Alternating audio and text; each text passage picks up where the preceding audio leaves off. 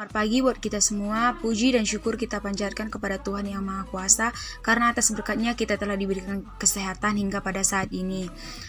Sebelumnya di sini saya akan memperkenalkan diri saya. Perkenalkan, nama saya Maitriana Brumilala dengan NIM 1930 20 20 40 30. Prodi Pendidikan Pancasila dan Kewarganegaraan, Fakultas Keguruan dan Ilmu Pendidikan Universitas Palangkaraya. Mata kuliah Bahasa Indonesia yang diampu oleh Dr. Mutia Evi Wardani, SH, MH. Baik, di sini saya akan langsung saja ke materi yang ingin saya jelaskan, yaitu mengenai karya ilmiah.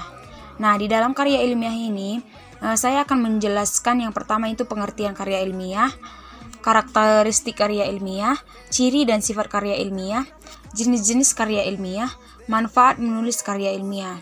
Nah, langsung saja yang pertama, menurut buku yang saya baca yang diberikan oleh ibu, di sini saya mengambilnya atau saya memahaminya. Di sini saya menulis agar lebih mudah dipahami. Karya ilmiah merupakan hasil tulisan yang menuruti suatu aturan tertentu. Aturan tersebut biasanya merupakan suatu persyaratan tata tulis yang telah dibakukan oleh masyarakat akademik. Secara umum, proses penulisan karya ilmiah dilakukan dalam 3 tahap, yaitu tahap prapenulisan, tahap penulisan, dan tahap perbaikan. Nah, menurut saya, karya ilmiah merupakan laporan tertulis yang diterbitkan yang memaparkan hasil penelitian atau pengkajian yang telah dilakukan oleh seseorang atau sebuah tim dengan memenuhi kaidah dan etika keilmuan yang dilakukan dan ditaati oleh masyarakat keilmuan.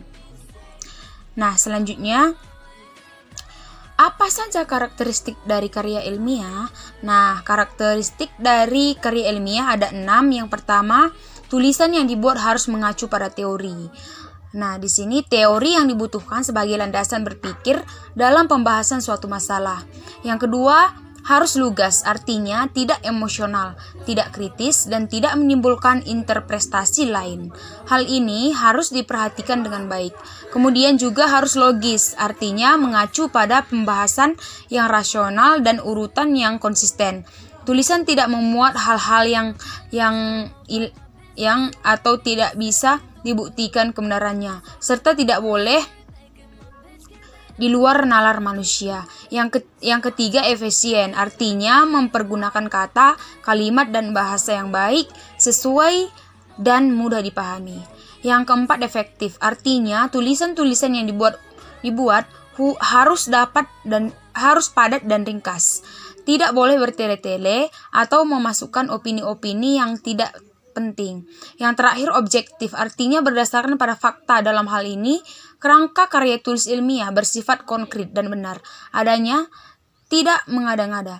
Dan selanjutnya yang terakhir yaitu sistematis, artinya baik penulisan dan pembahasan harus sesuai dengan prosedur dan sistem yang berlaku. Nah, itu penjelasan dari karakteristik karya ilmiah. Selanjutnya kita akan membahas ciri-ciri dan sifat karya ilmiah. Nah, ciri-ciri dan sifat karya ilmiah. Di sini saya akan membahas yang pertama, yaitu ciri-ciri karya ilmiah. Yang pertama, bahasa yang digunakan adalah bahasa baku yang tercermin dan pilihan kata atau istilah. Yang kedua, disampaikan dengan gaya bahasa yang impersonal. Yang ketiga, strukturnya pendahuluan, inti, penutup, dan daftar pustaka. Yang keempat, tidak menggunakan kata ganti orang 1 atau 3. Yang kelima, sikap penulisan adalah objektif. Nah, selanjutnya yang kedua yaitu sifat-sifat dari karya ilmiah. Sifat-sifat dari karya ilmiah yaitu karya ilmiah formal harus memenuhi syarat. Yang pertama, lugas dan tidak emosional, mempunyai satu arti sehingga tidak ada tafsiran sendiri-sendiri atau interpretasi yang lain. Yang kedua, logis, disusun berdasarkan urutan yang konsisten. Yang ketiga, efektif, satu kebulatan berpikiran, ada penekanan dan pengembangan. Yang keempat, efisien, hanya mempergunakan kata atau kalimat yang penting dan mudah dipahami. Yang terakhir yaitu yang kelima, ditulis dengan bahasa Indonesia yang baku. Nah, selanjutnya fungsi dari karya ilmiah. Fungsi dari karya ilmiah sebagai sarana untuk mengembangkan ilmu, pengetahuan, teknologi, dan seni yang diperoleh melalui kepustakaan, pengalaman, dan pengetahuan. Nah, di sini kesimpulan yang bisa saya ambil yaitu sebagai sarana untuk mengembangkan ilmu, pengetahuan, seni, dan teknologi. Nah, seperti itu fungsi dari karya ilmiah ya. Selanjutnya kita ke jenis-jenis karya ilmiah. Jenis-jenis karya ilmiah ada 5. Yang pertama, makalah. Makalah adalah suatu karya tulisan ilmiah yang membahas suatu pokok persoalan sebagai hasil kajian atau penelitian yang disampaikan dalam forum ilmiah seperti seminar yang dilaksanakan oleh panitia. Yang kedua, majalah. Berasal dari bahasa Arab yang artinya terbitan, berkala. Diidentifikasi dengan tanggal. Yang ketiga, jurnal. Menurut bahasa Eropa adalah wawasan atau catatan harian dalam buku, surat kabar, dan majalah. Yang melaporkan jurnal adalah jurnalis. Yang keempat yaitu artikel. Artikel adalah suatu penelitian atau pendapat seseorang secara tertulis mengenai suatu masalah. Dan yang terakhir yaitu skripsi. Skripsi adalah salah satu karya tulis ilmiah yang dibuat oleh mahasiswa pada saat ingin lulus sarjana. Seperti itu. Selanjutnya kita akan ke manfaat penulisan karya ilmiah. Manfaat penulisan karya ilmiah yang pertama, melatih untuk mengembangkan keterampilan membaca yang efektif.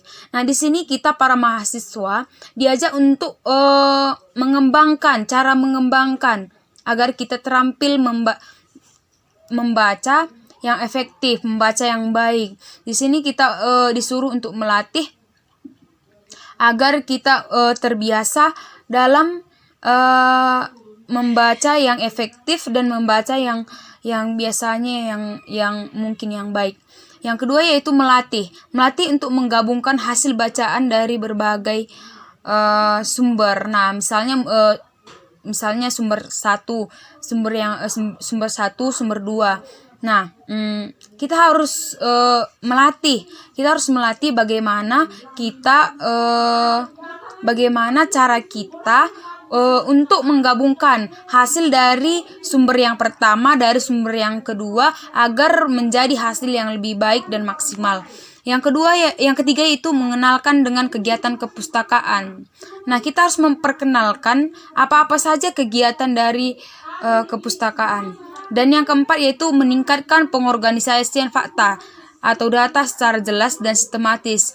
Nah, di sini kita harus teliti, kita harus meningkatkan pengorganisasiannya secara fakta agar data-data tersebut jelas dan sistematis. Dan yang kelima, memperoleh kepuasan intelektual. Yang keenam, memperluas cakrawala ilmu pengetahuan. Nah, ini kita disuruh untuk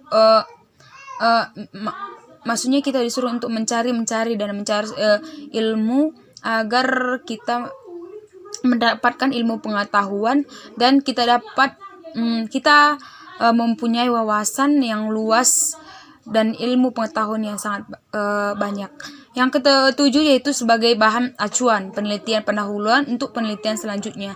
Nah, di sini kita harus mempunyai bahan-bahan acuan, bahan-bahan awalan, bahan-bahan yang patut kita acu atau patut kita lihat agar kita tidak salah dalam sebuah penelitian. Nah, selanjutnya